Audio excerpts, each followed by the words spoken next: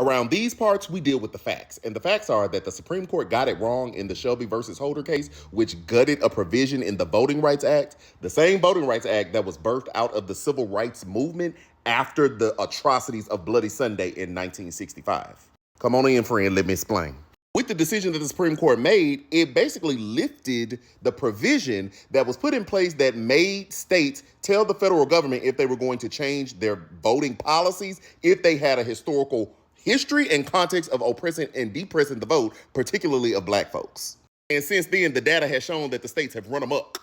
Baby, the Brennan Center has done the research. Again, we deal with the facts. And the facts state that since the provision has been lifted, there has been a widening gap in the disparity of racial turnout, meaning black people and people of color are not turning out as much as they were in the states that the full law was designed to protect.